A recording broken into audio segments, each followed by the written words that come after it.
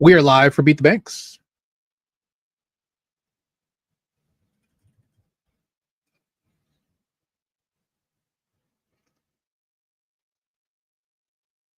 Hope everyone's having a great day. Let me share my screen.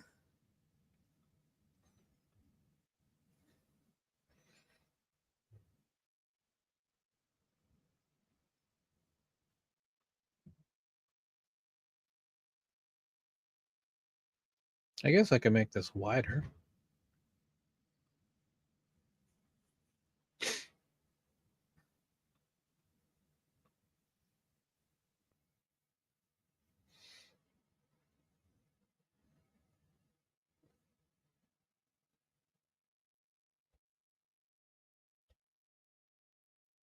All right. So, what I thought I'd do today is talk a little bit about concepts.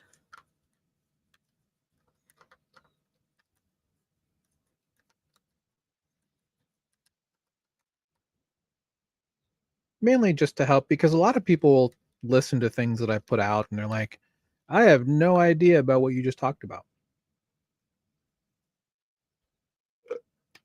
My apologies. I want to thank my daughter for bringing me a smoothie down. It's ripe time to just have really fresh ingredients for things, right? Our neighbor planted well, rather they bought the house from a previous neighbor who put in a peach tree. Like it's literally like this big when they bought it. They bought it at like local home improvement store. Like I want to say, God, has it been? Yeah, it's been like 6 years because it was before COVID. God, it's hard to believe that we're looking at 5 years since when COVID really was a thing. Um, Rather in terms of how it just kind of overtook the world. Hard to believe that most of that's happening. I was talking to my wife last night. We were talking about and the question was, God, when did we watch Game of Thrones? It was like 2019. I'm like, it's been 6 years since the end of Game of Thrones. Oh my goodness. Um, but anyway, they planted a peach tree. Haven't really had a bunch of peaches, but yeah, over this, I guess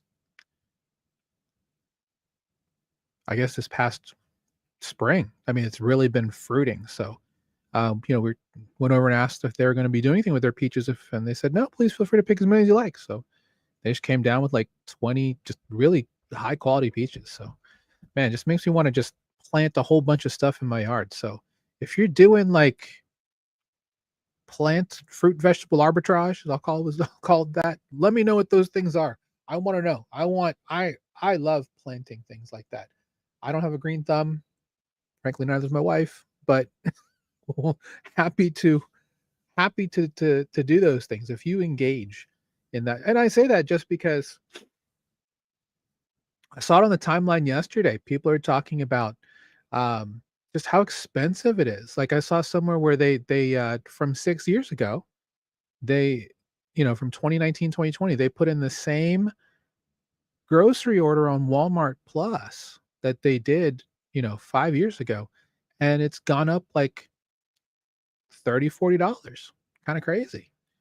um Inflation's the thing, very real, right? So for us, we don't really go out to eat anymore, um mainly because saving money, buying crypto, all things that everyone I think should be doing, especially with all these new things that just came out. Let me see if I can grab that. Let me see if I can grab that tweet.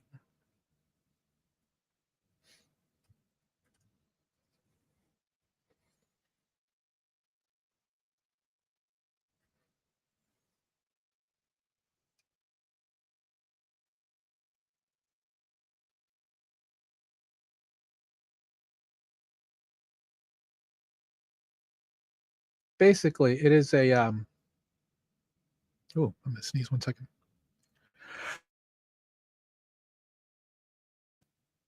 Excuse me. The tweet is basically as part of, more of President Trump's crypto agenda that 401ks are going to get access to crypto purchases and DeFi. None of this is financial advice. I must say that up front. Um, there are multiple ways for you to, uh, if you have a 401k, to use it in a way where you can purchase crypto.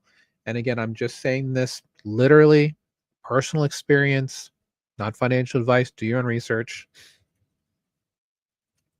If you are looking for some type of checkbook or self-directed IRA,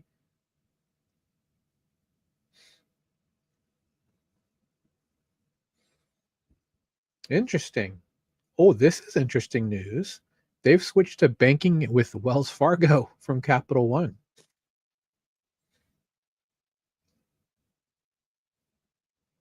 Interesting.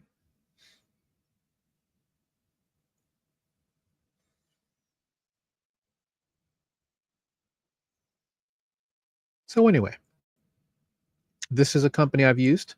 Um,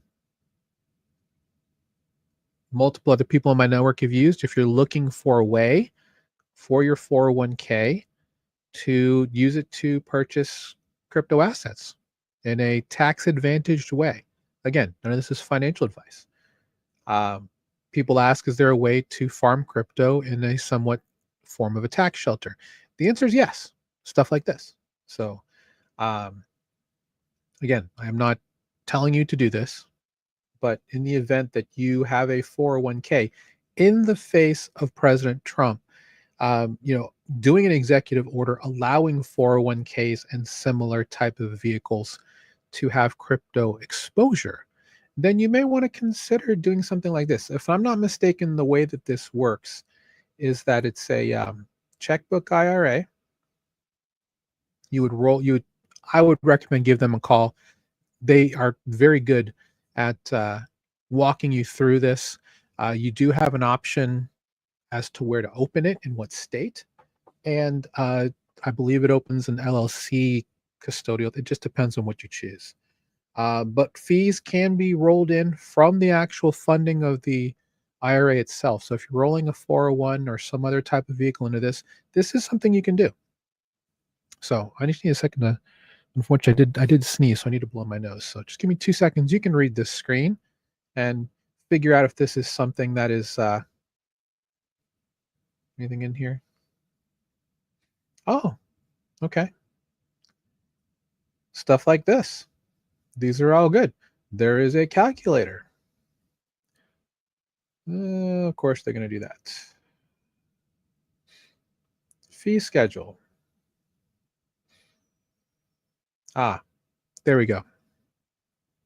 You feel free to read this. Let me zoom this for you guys.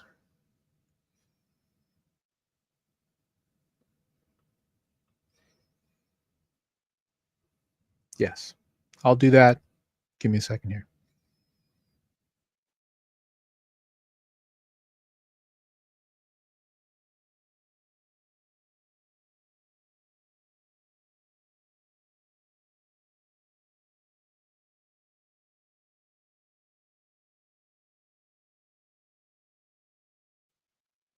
I apologize. We've had poor air here in the area. My allergies are going crazy. It is hot here, and being in the Midwest, especially in this section here in the plains, means that it's a hair dryer.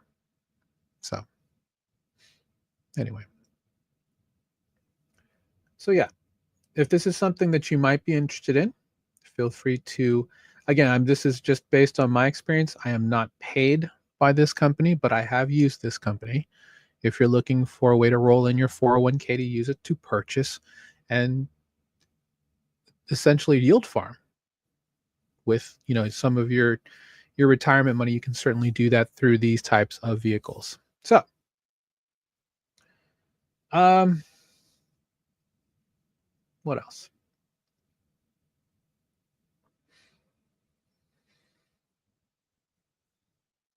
When I first I started off with the Pendle app. Pendle is a fantastic protocol in DeFi. I think it's still a top 10 protocol. At one point, it's a top 5 protocol in all of DeFi. Shout out to the Pendle team. They have released Boros, which is it's not a V3, but it's just another thing of their business. So for anybody who is interested in what Boros does, it is a way to speculate on funding fees. And if you have no idea what this means, that's okay. You can certainly check out their docs and all that to understand how this could be very interesting to you as an investor. Got everything with the and they actually have it in a form of maturity. And I'm just gonna literally just put this out here. You're always going to be speculating on the value of I'm guessing this is the long rate. Yeah, the long rate.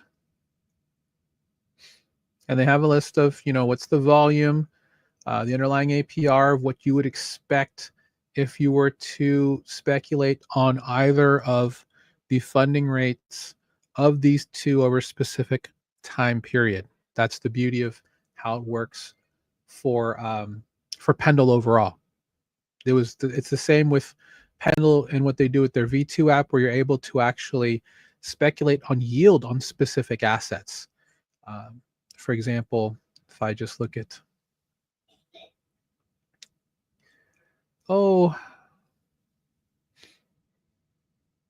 fine, USR, which is Resolve. It's a stable coin that's a delta neutral farm stable coin.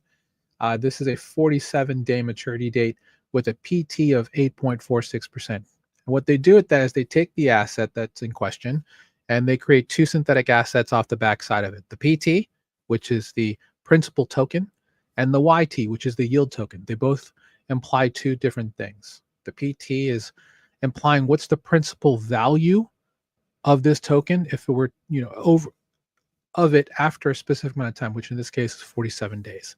The yield token implies the value of the yield attainable if you were to farm that using their market over the next 47 days.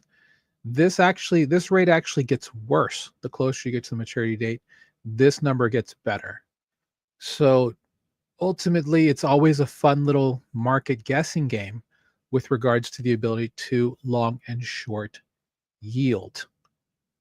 And that's just something that when you think about it, like from a simplicity standpoint, is fantastic, but also like, oh gosh, the ability to actually do something like that is special. And there's only a couple. Pendle is, for the most part, in a class by itself, but there are other protocols across multiple ecosystems that do something like this. But Pendle, by far,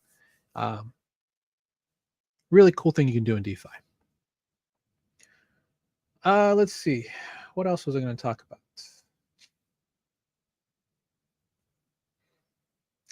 One thing I also want to talk about was specifically the idea of just talking about a couple different concepts, right?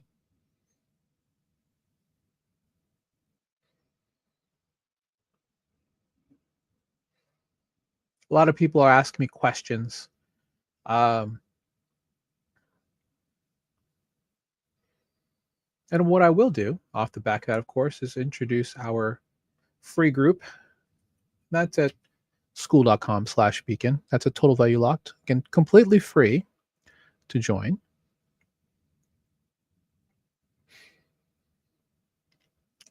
And with Total Value Locked, you join a group of hundreds of like-minded individuals who are trying to learn how to get into decentralized finance. DeFi is a term, thanks to this administration, that you're going to hear a lot about over the next 6 months. And from now until this time next year, we're going to see a very interesting change, mind shift, paradigm shift in the way that finances are done in this world. Whether it is on chain, whether you are going to be looking at this from you as a bank customer, there's going to be a lot of on-chain movement now that stablecoins are legal in multiple parts of the world. multiple businesses and institutions are wanting to get a piece of the large amounts of revenue that are happening in decentralized finance. Pardon me. And to kind of give you an idea of what decentralized finance is, it's an ecosystem of essentially borderless, trustless, permissionless, peer to peer protocols, tools built on blockchain technology. It's not the same as what you would find in what we call traditional finance, which is more banking, um, savings and loans, equities, stuff like that. It's a different class of how you can earn back on your capital with an investment slant. DeFi just means that so centralized finance is if you were to go to an entity that owns like specific ways. So if you go to Coinbase right now, they're technically called a centralized exchange because you can go and buy crypto there as a crypto exchange, and they actually have uh, financial tools that you can use there as part of a centralized finance type of platform. You can take loans out on your Bitcoin there. Um, You can get into pools like liquidity pools. You can actually stake your money into verified liquidity pools that earn you a specific amount back on your investment. And they're actually they're so much better than what you can find elsewhere. And what's amazing about that is, yeah, this is the future of how you're going to be looking at financial tools. Decentralized finance is just a network full of other protocols who do this. No one country or entity owns that network. Unlike at Coinbase, all of the loans and stuff are technically owned by them because it's on their platform. That's why we'll often say, not your keys, not your crypto. In DeFi, you have the ability to go into a mesh, just ecosystem upon ecosystem of different networks that provide these types of same financial tools. Now, you're doing this alongside a multitude of different asset classes, right? So you have regular digital assets or cryptocurrency coins. We call them tokens and coins fairly interchangeably now. There are other types of tokens. For example, an NFT is a non-fungible token. Most people really just compare an NFT to like a photo of an ape, right? When you think NFT, you think of a bored ape, or you think of possibly a pudgy penguin, a crypto punk. Those are the typical kinds of NFTs that are out there. And essentially, all an NFT is, it's a token that is non-fungible, meaning that the token itself is unique, and by owning it, you own a one of that token. It doesn't share any common attributes with any other token, whether it's in a collection or with anything in its class. So that's the part of the reason why NFTs are also used for more than just a picture. That's just the graphical piece laid on top of it. You can actually think of an NFT as a unique identifier. In the future, with regards to utility, we're going to have NFTs. Let me switch this.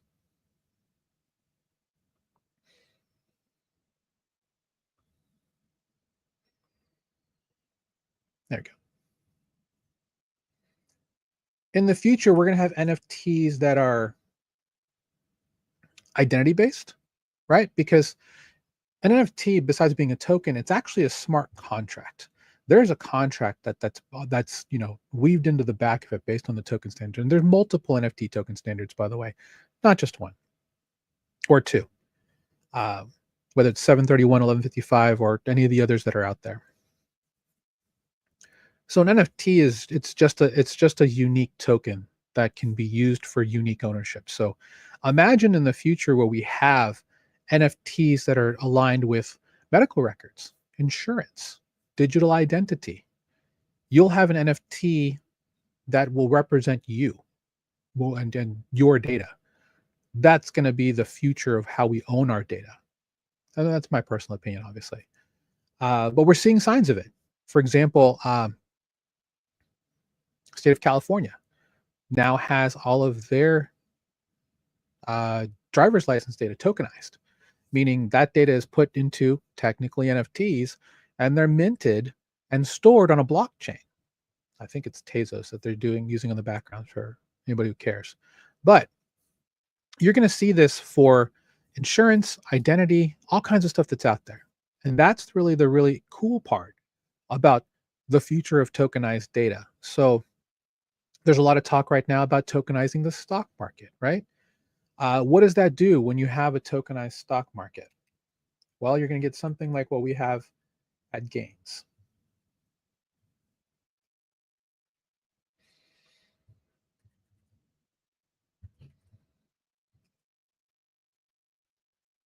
Did they change their website? It's not called Gains Network anymore? Oh, it is, yeah. They changed their website again.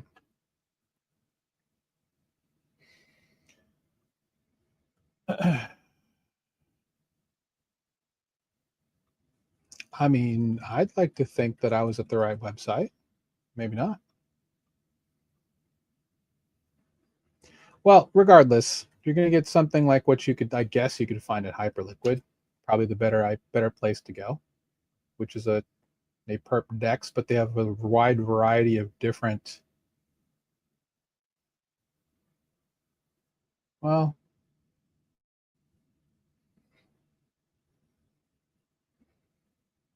maybe not the best example.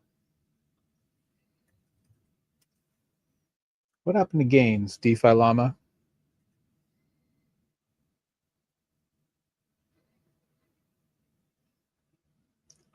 Going to their website here, Gains I Trade. Oh, weird. Well, anyway, the thing about Gains is that they not only have crypto, they also have stocks. They have like Apple, Tesla, they have Forex, stuff like that. So that's exciting. Now, let's look up X stocks.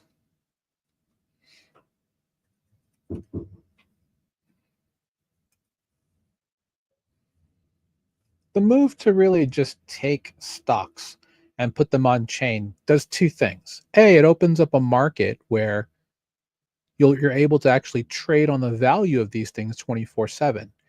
Um, if you think about it this way, stocks used to get stock certificates, right? You used to actually get a piece of paper saying you own shares of a company. That's all digital now. So when people ask, well, why would I care about digital assets?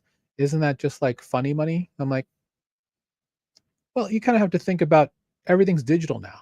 The money you hold in front of you is just a piece of paper with stuff printed on it. It has to be accepted by someone who's willing to actually market make and take it as legal tender, right? So really anything can be money. It's just, in this today's world, everything is just digital. Everything's just a bunch of ones and zeros. So once you get into that mindset, that's really the way to think about it, right? So for people who are like, well, I'm just going to store everything in a jar buried in my yard. That's fine. If you find that's the way to keep your stuff safe and it's valuable to you, hopefully in the next couple of years, you can take some of those coins and actually, trade in for actual US dollars or something, right? We're having like a coin shortage here in the US. I don't know if anybody has that in other countries, but you can go to a lot of different places because of, there's a bit of a coin shortage, and they may not accept certain types of coins. So anyway, I'm running down rabbit holes here.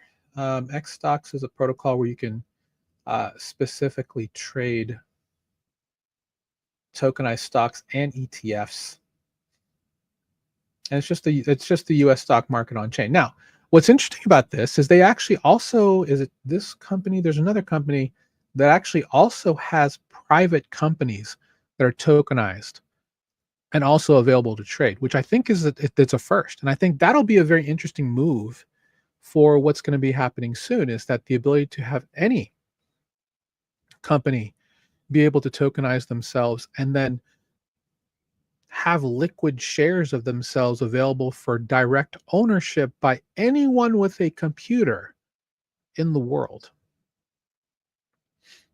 I think that's the part that's a little scary to everybody, right?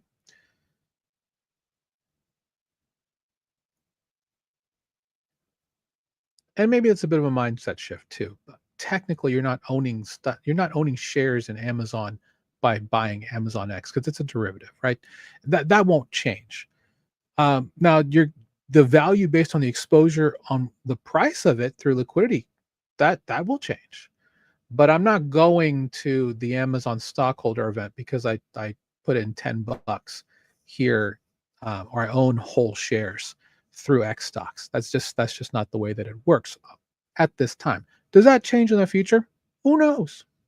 Maybe so. But what it does do is that it opens up the market to more people. That's kind of the part that's the interesting part, right? When everyone, anybody with a computer, internet access, computer, or even a phone will have access to direct ownership into the value of a company at their fingertips. You kind of have to think about it that way. You're like, wow, that's actually a huge shift. It's no longer a bunch of suits sitting on a floor taking bids from people flashing papers in the air. Those days are gone. They're still there. I think they do it just for fun. No, not for fun. Obviously, it's still part of the way they do business on the floor in New York and other cities. But by far, the majority of everything is going on chain. Think about how, I guess another example is like at Sotheby's or some of these auction houses. People will actually get dressed up and go to the auction house and bid on things, but there's always someone sitting on a computer with a human, you know, watching their bids. It's going to come to a point where sadly we probably won't have that anymore, or that'll become a virtual thing, right? The pomp and circumstance, the decorum of having these in-person types of events are sadly going to be going by the wayside as we do more and more of these digital things moving forward. So, when thinking about terms that we can talk about with regards to decentralized finance, um, altcoin is probably one that a lot of people ask about. And bring up CoinGecko.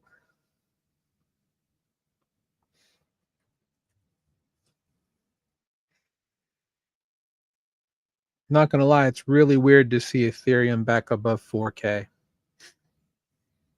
And now that ETH is at 4K, that means we are very close. We're within $1,000 of price from breaking the all-time high, because I think the all-time high for ETH is like 4,800. We'll find out. It's 4,878.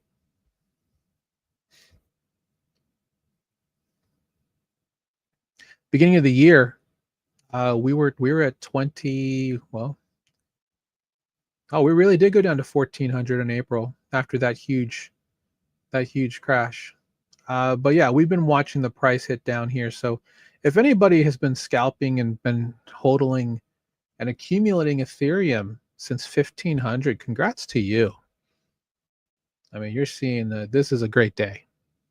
It's a great day. And now we have full. We talked about it on Wednesday. They're called DATs now, right? Digital asset treasury companies. We have publicly listed companies going and buying Ethereum, buying Bitcoin, buying XRP, buying Hype, buying Tau as their actual investment strategy as a company, like literally raising money just to get exposure to these coins. The future is digital assets, guys. If that hasn't been effectively clear to you, a lot of people still won't touch crypto. I mean, that's fine. Leave it to the people who actually are going to try and make money. Bitcoin back at 116 is a good deal. XRP back to 329. Again, this is when we have situations where you have favorable conditions for risk on assets. That's when we're going to see, moves like this. Is this now the leg back up after the quote unquote market manipulation that caused a lot of DAT companies to be able to load up? Yeah, maybe. I still don't understand why people sold. Still, why? If you sold Bitcoin last week, it got eaten up because whether you like it or not, these existing companies, which is Metaplanet, Strategy, some of these others, or if you're doing ETH, like Bitmine from Tom Lee, Sharplink Gaming, some of these other companies that are doing ETH buys. I think the other one is the Ether Machine. They're just going to buy it. So you're just literally selling into the hands of larger corporations that are going and literally buying this as their strategy to then have it as exposure for their shareholders. And you've lost the value of anything in your bag because you thought that the market was going to tank and go to zero. Don't know what to tell you if you sold. If you're taking profit, completely different story. Never apologize for taking profit. We say that all the time. All right. But what's an altcoin? Essentially, the original definition of one was simply a cryptocurrency token that's not Bitcoin or Ethereum, technically an altcoin. Solana, technically an altcoin. Now, I think there's a line between what's an altcoin and what's a meme coin, right? Most of the altcoins have some sort of inherent value, some sort of inherent utility, whether it is BNB, Solana, even something like Tron or Dogecoin, or even Cardano, Litecoin, Hedera, which is HBAR. These all have inherent infrastructure, inherent utility that powers the value capture of the coin. I would say anything with an established strong market cap could be labeled as an altcoin. Now, some of these meme coins, like Doge, well, Doge has a layer 2 now, so I guess we can kind of be taken out of that. But something like Pepe, for example, right?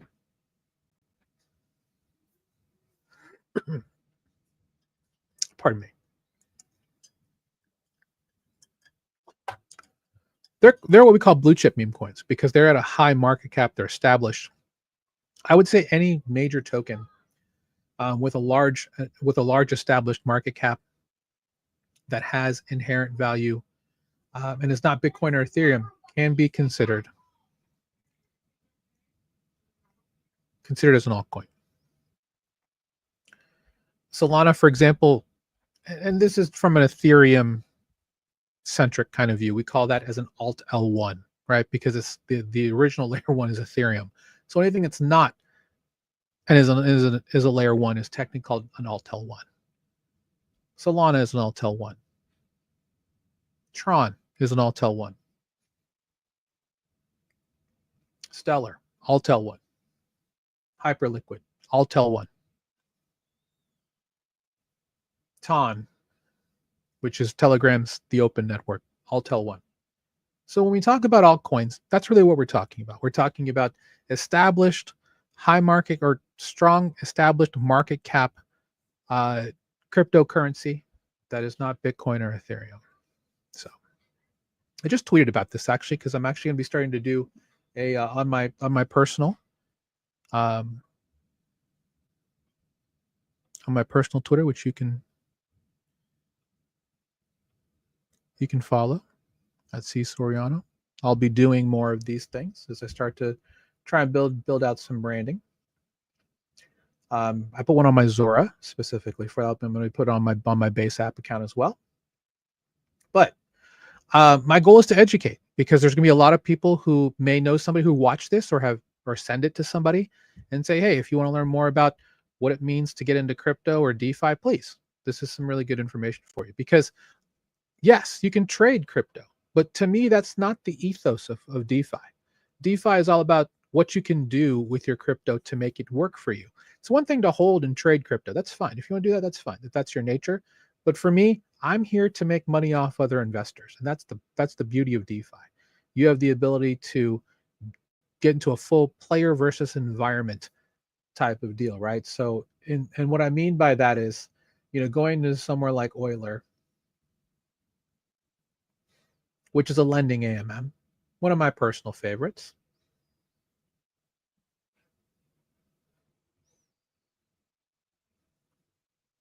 I'm going to peel back the curtain a little bit, go to Unichain.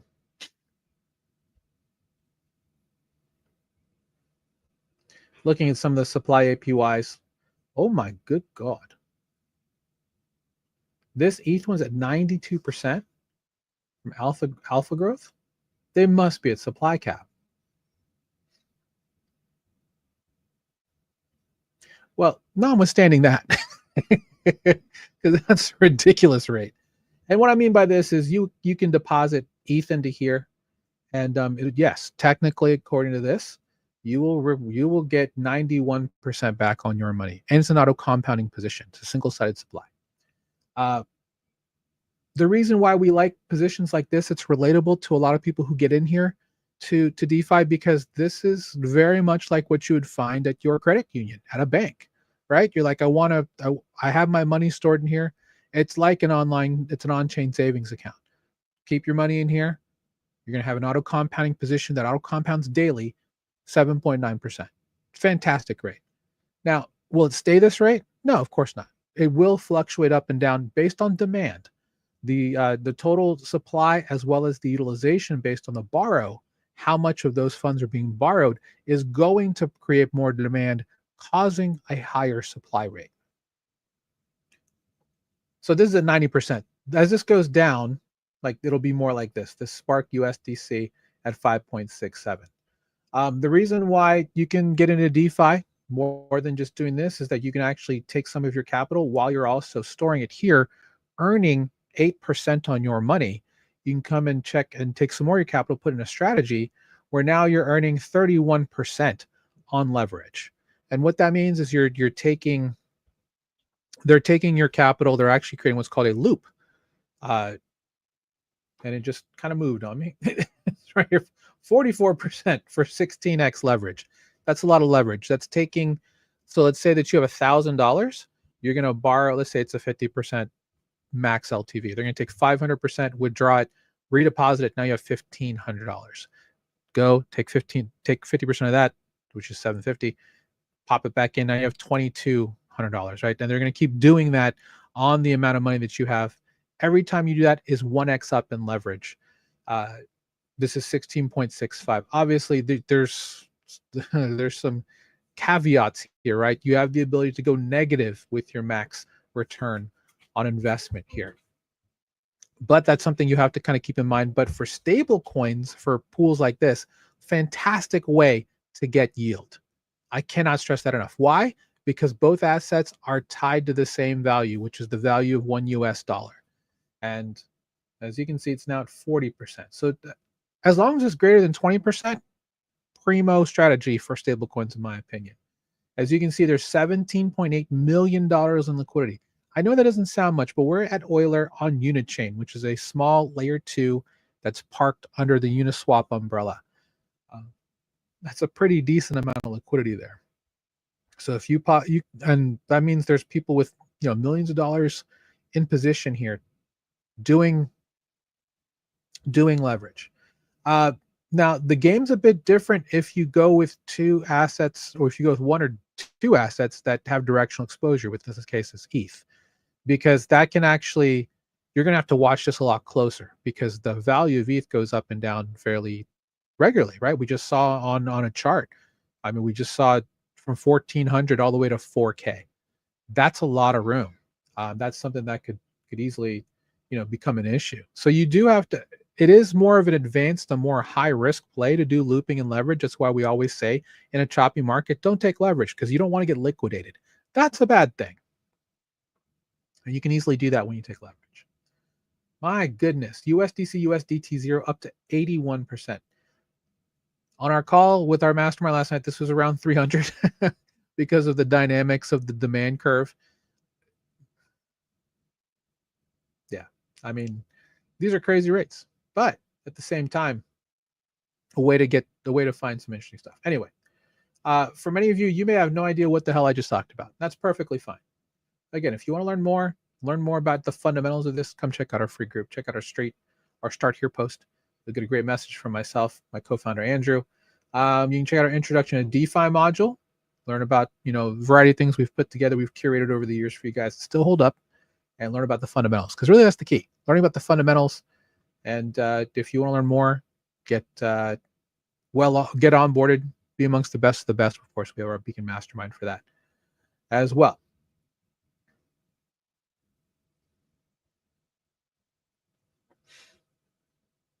Well, let me look at some other.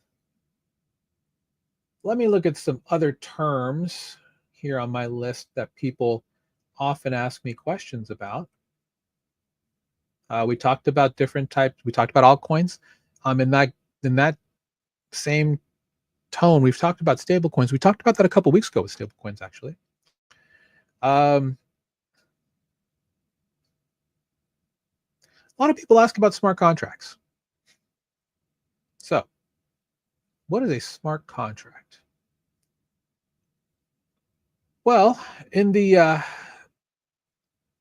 context of decentralized finance, smart contracts are what you're going to be interacting with to do transactions. Smart contracts are great because they are transparent, meaning the address of all smart contracts at this time are visible. So you can kind of see what's going on with a smart contract. It doesn't tie personal information, it just ties numbers because the blockchain is public. You can easily audit the blockchain, which is why a lot of people like it.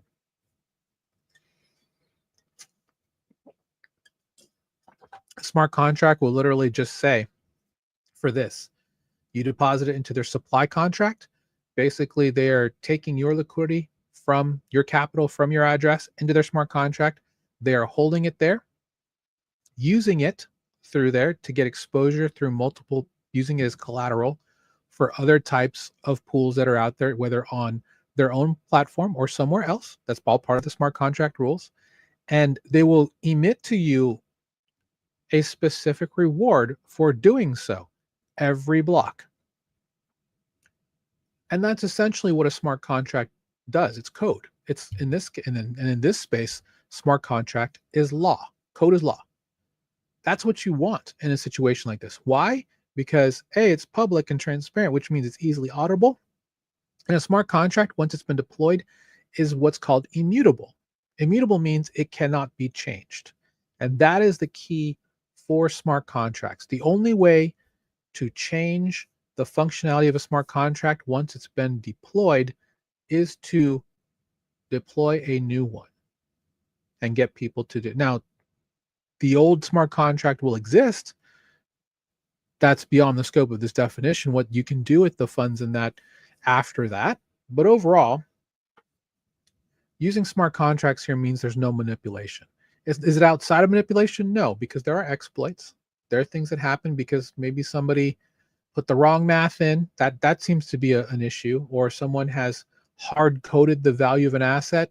Like for example, I've seen some smart contract exploits where they literally hard coded this to $1.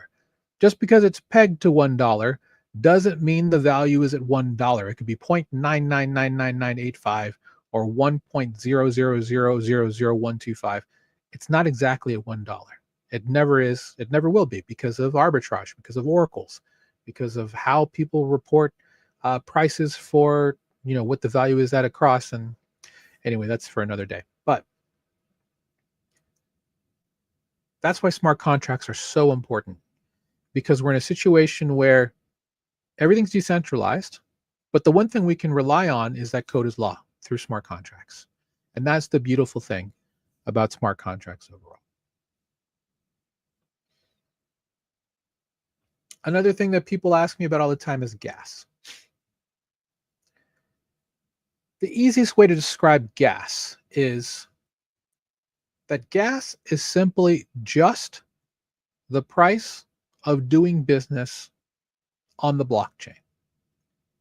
Let me see. We're on unit. Let's try. Let's go here.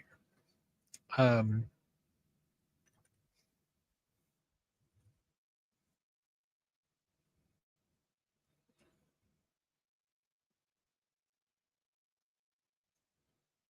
what we can do is just use. Does RBScan have a gas tracker? Nope. I'm all like, nope. Let me find one that does. Base scan. Does base scan have a gas tracker?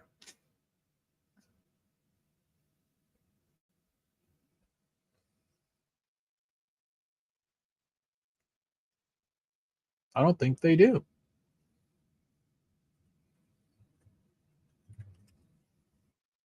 All right, who still has a gas tracker? Ethereum, I'm guessing. I know Phantom Opera still does. FTM scan. Actually, let's go with it's not Stow Trace anymore, is it?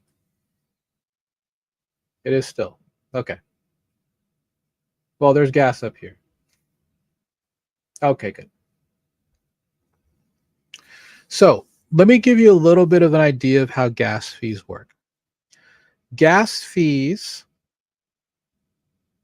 pay for a lot of they pay for network operations, right?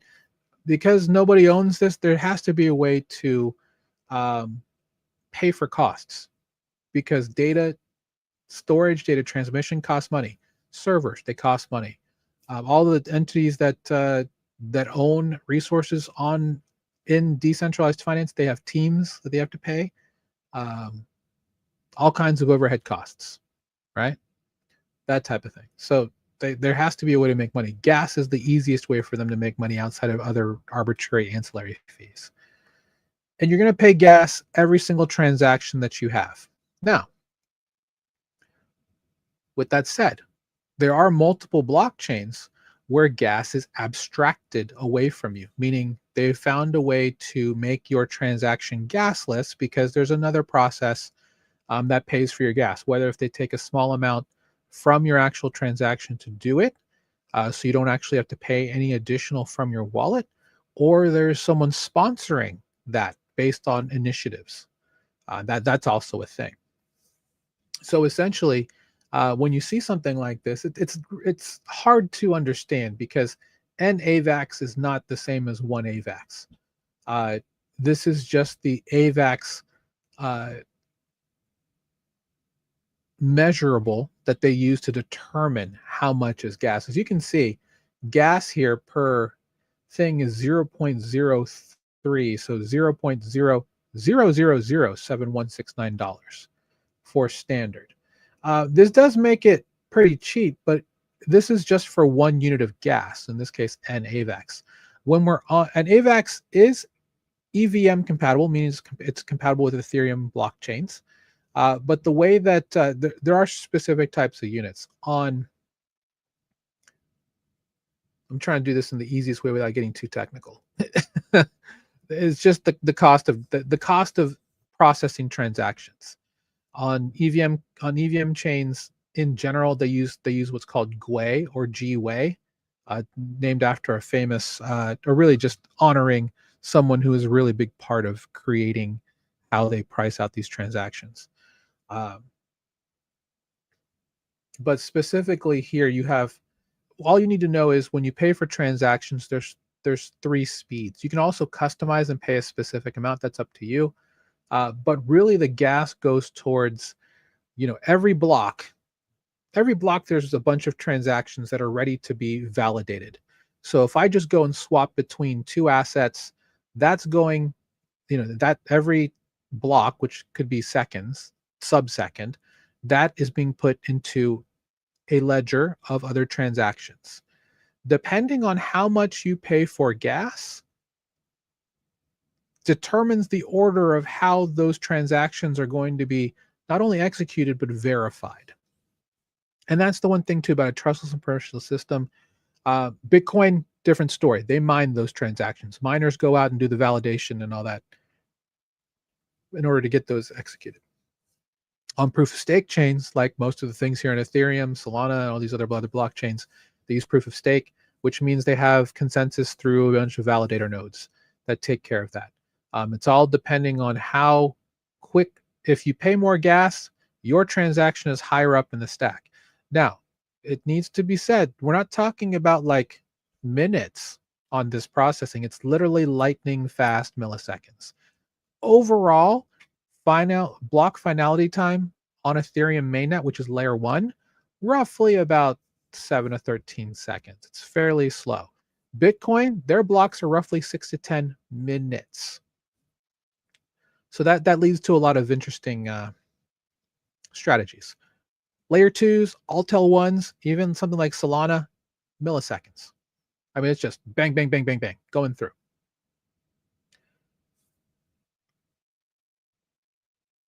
Now, is it worth it to pay the fastest gas possible?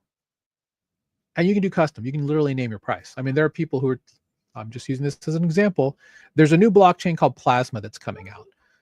It's going to be a stablecoin chain specifically dedicated to USDT. And the pre-sale that came in, there were people who spent hundreds of thousands of dollars in gas to get their transactions to get in on that pre-sale. I'm not saying that to dox anybody. I'm just saying, just as an example of the craziness that people will go to get their transaction in first. My personal opinion, unless you have a specific reason, like the blockchain is slow as all get out, there is never any reason to choose anything but slow, because chains are so fast. Chains are all sub-second. Most chains are mostly all sub-second. They've worked hard to get those blockchain times as low as humanly possible. Just save it. There's no real reason to pay for the just use normal. If you're using Rabby, which we recommend, just use normal. You don't need fast or instant. You really don't. You're just paying for that. You can. I'm not saying you can't, but I'm just saying, not financial advice, doing research. No real reason to get away from doing anything but slow. And again, all it is just the cost of doing business, sending a transaction through. ETH mainnet, this is a much more expensive process. So we're talking dollars, as opposed to Solana, where they know they have 1,500 times the throughput of Ethereum, so they have prices for gas in general at fractions of a penny. Just a difference in mindset in terms of how they want to, do that type of thing. So, is one better than the other? No, I personally don't like paying for ETH layer one gas fees. That's just me. But I do a lot of transactions. So for me, I would rather be on cheaper chains, because you can find a lot of the same opportunities now on multiple L1s, L2s, even L3s that are out there. So that's gas. Gas is just paying for a specific price to get your transaction validated and executed faster. Ultimately, I don't think it matters as much anymore. 2 years ago, sure, fast everything. Did it mean you were paying like $2 to $3 in gas? Yes. But if it meant that you were on the jump on getting a better price on something, or rebalancing your position so you can get more fees, worth the investment, in my opinion. So that's essentially what gas is. I will do one. We already talked about NFTs. Let me do two things. We'll with regards to terms. The other term I'll talk about is a DEX. What's a DEX? DEX is a decentralized. If a centralized exchange is Coinbase, where you can buy crypto assets, a decentralized exchange is buying it in the decentralized market, where nobody owns the pools that are there overall. Because if you buy coins on Coinbase, they stay on Coinbase, right? On your wallet that you've signed up for there. In DeFi, it's going to be on your wallet, and you can take it anywhere you like, because it's in your wallet, your keys, your assets, your crypto. That's the main difference. Decentralized exchanges just give you the ability to swap between tokens in that arena where you own your own assets. With regards to Coinbase, you're actually going to have to withdraw it from their platform for it to be within your custody. That's basically the difference. So when you see CEX, sometimes it'll be pronounced CEX, or maybe just be called SEX. That's what they mean by that. If you're at a SEX like Coinbase, Binance, Kraken, Crypto.com, Bybit, BitGet, MEXC, Gate, KuCoin, I could name 20 more. But in the DeFi landscape, it's all blockchain based. So you have Uniswap, which is available on all of these blockchains, which is cool because you have the ability to easily swap between one chain to another. If I'm using USDC, if I'm using ETH, that type of thing. If you're buying a meme coin, you'll have to do it at a decentralized exchange. Like if you're on Solana, if you are on Base, if you're on Arbitrum, that's what that means. You'll have to use a decentralized exchange for that. Now, there are multiple decentralized exchanges that are available. One tool that we use specifically is DEX Screener. The original view or the original usage of DEX Screener back in the day was literally if I was going to a new blockchain, let's say Abstract, what are the DEXs that are available? As you can see, Abstract Swap Noxa. If I go to Base, these are all of the major DEXs available where I can go. Aerodrome, Uniswap, PancakeSwap, Omni, Base Swap, all of them there. Now,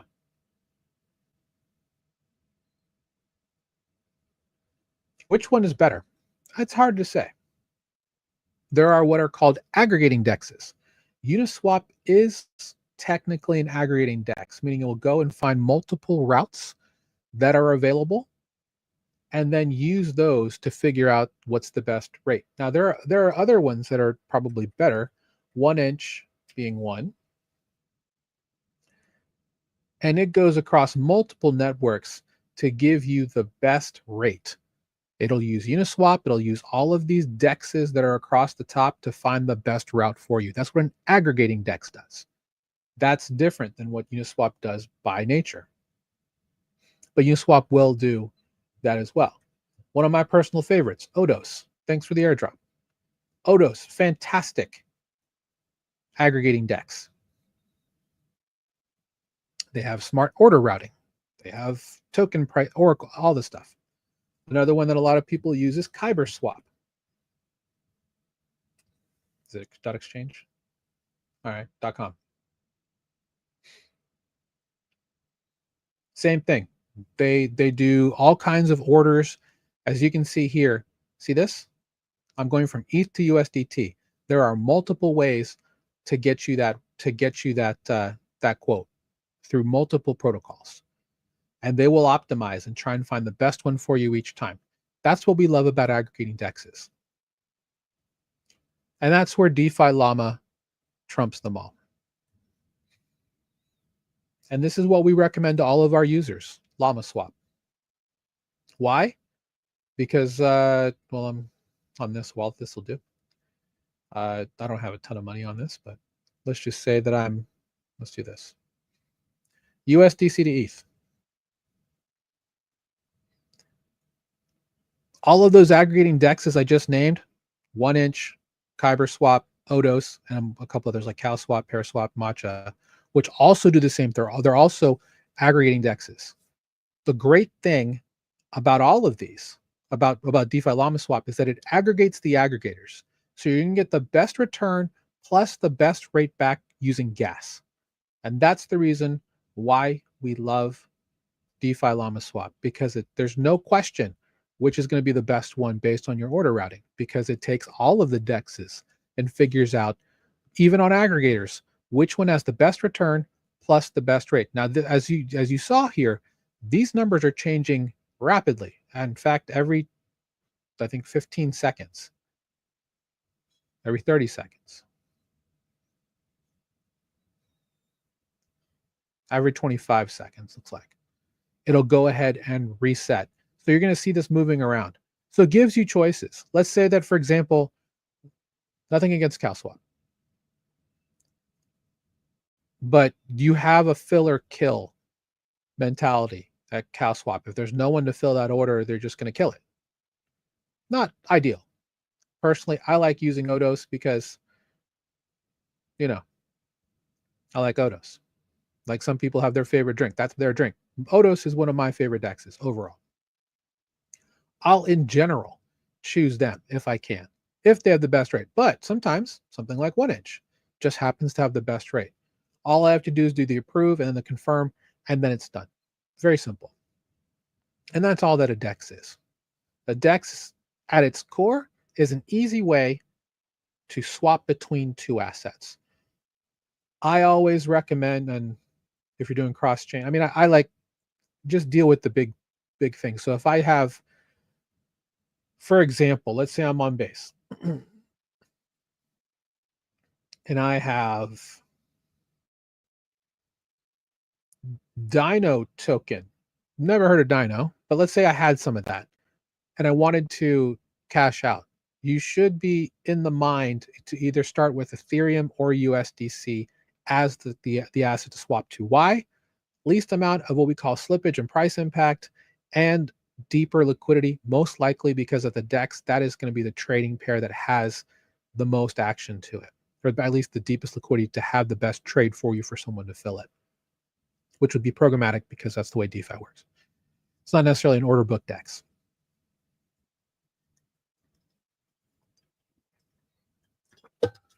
So there's your definition for a DEX. There are different types of DEXs. I will say that. We have our regular AMM DEX, which uses liquidity pools and pool managers to just automatically programmatically get that back for you. There's also what's called a CLOB DEX or an order book DEX. Hyperliquid's probably a really good example. Well, yeah. Essentially, you have maker takers, and you have people who go out and just find the best trade for you.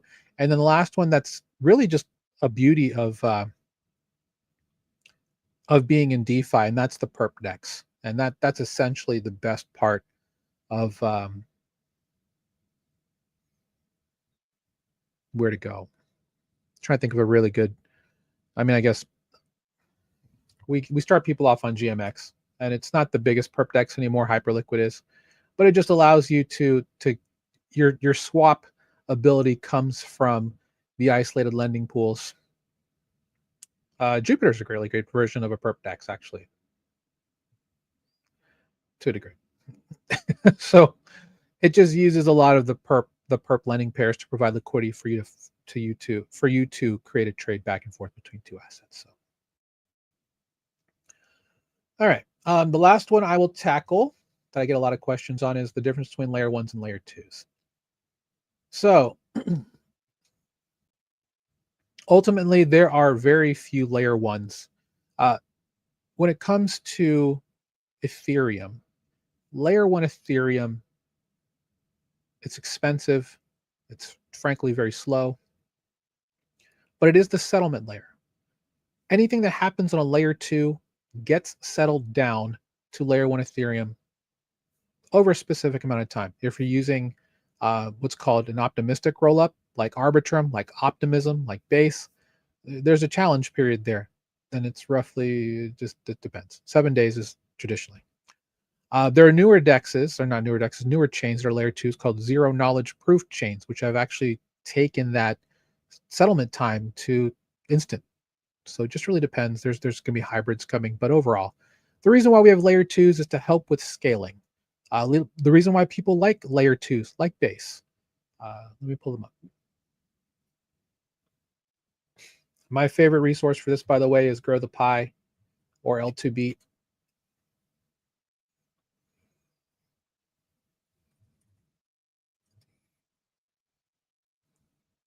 And all of these are layer twos. They all settle to layer one Ethereum. Both of these tools are technically public goods within the Ethereum Foundation.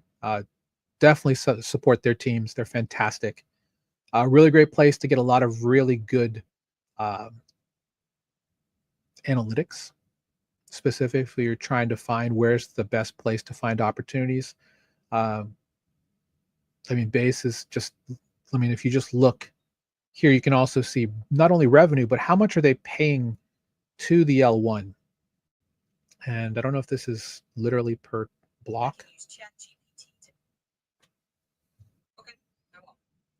Shush. I don't know why my phone thought I was talking to it. Stop that. My gosh. Anyway, that was so random.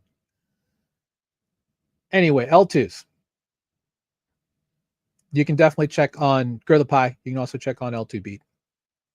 Definitely worth your time. Wow. People came in here at the end. Good to see you. Just gonna just gonna put my nope, nope. I'm funny. My Twitter. Follow me on Twitter. I'm Chris, the DeFi professor, co-founder of Beacon DeFi. But yeah, if you're looking for like opportunities, one thing I can tell you, then this is something that's not a secret. Yields come from volume. That from now in today's world, anything that has high volume, good yields. So always looking for not necessarily TVS, which is total value locked or total value secured, but volume is really where you're looking. Things like daily active users, stuff like that. Anything in the top 15, all good spots to consider from a layer 2 standpoint where to go. Now, again, we talked about other chains being Altel ones.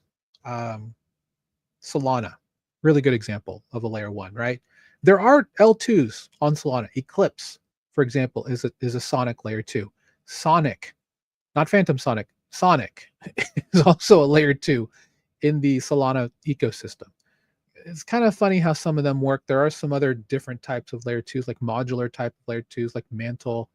And actually, there's even layer 3s. And that's kind of outside the scope because that gets into some of the interesting ways. But there are layer 3s on Base, there are layer 3s on Arbitrum, and basically these are blockchains that are built on top of those layer 2s. The majority of these layer 2s, they follow a template. And what I mean by that is that's probably the big explosion in layer 2s that happened sometime around 2021. Arbitrum decided to make their stack available as an optimistic rollup for new blockchains who wanted to come aboard. Don't want to deal with all the headache of having to be a layer 1 because you have to worry about validator nodes, you have to worry about liquidity, security, data aggregation. That's where layer 2s are good in the case that all of that you can just use a template. And that's with Arbitrum Orbit. That's their stack. That's what people can use to create their own version of their blockchain with their own. Most of them use ETH as the gas token, but if they wanted their own, they can certainly do that. And so groups that use that, like OP, they're super chain. They're based up of other layer 2s like Unichain and some of these others. Base is one, BOB is another.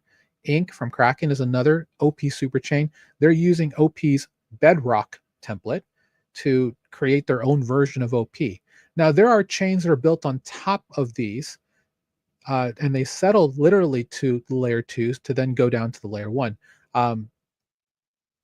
These layer 3s, specifically in Arbitrum, are part of their Arbitrum orbit, and some are like Senko. Ape Chain is a layer 3 technically. On Base, Degen Chain from Farcaster is a layer 3. There's a couple. Most people don't know about them, to be quite honest. I could point them out in graphics, but that's outside the scope of this.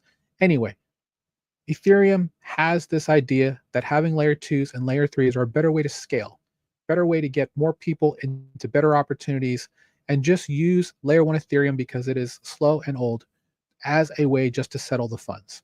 That's fine because there's billions of dollars on layer 1 Ethereum to take care of all that other stuff. And that's why most people don't go to layer 1 Ethereum, because the gas is high. Why? Because it can be. It's not because it has to be, because it can be. And all of these groups paying all those fees to layer 1 Ethereum helps burn ETH as well as keep ETH ultrasound, because it's not a fixed supply token. I don't know if anybody knew that. They can keep minting as much Ethereum as they want. Whereas coins like Bitcoin's 21 million fixed supply, only ever going to be that way. People ask sometimes about these BTC layer 2s. They work differently. They are that can be for another topic as well. But anyway, that's all I really wanted to talk about today. Hopefully you got some value out of this. I'm way over time. Again, school.com/beacon if you want to join. If you got some really great value out of this, please join our free group. It's absolutely free to join. Check out our start here. You get to learn more about decentralized finance and other topics. Get your crypto working for you.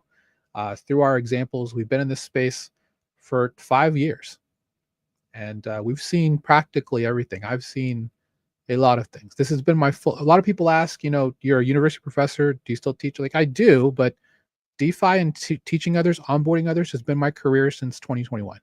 This is what I do, guys. So I am fully committed to helping as many people as possible learn about decentralized finance because it is the future of finance.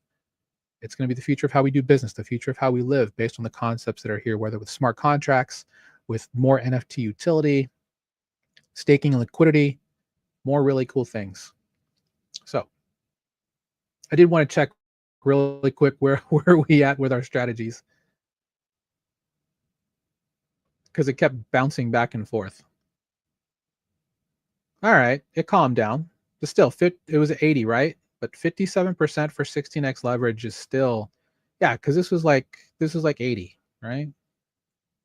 That's where the algorithmic part comes in. But again, anything over 20%, primo strategy for stablecoins.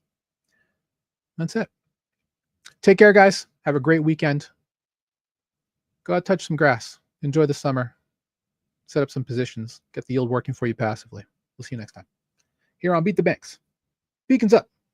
Oh, I'm going to zoom out for this. As we say here, beacons up. Banks down. Keep beating those banks, guys. Take care.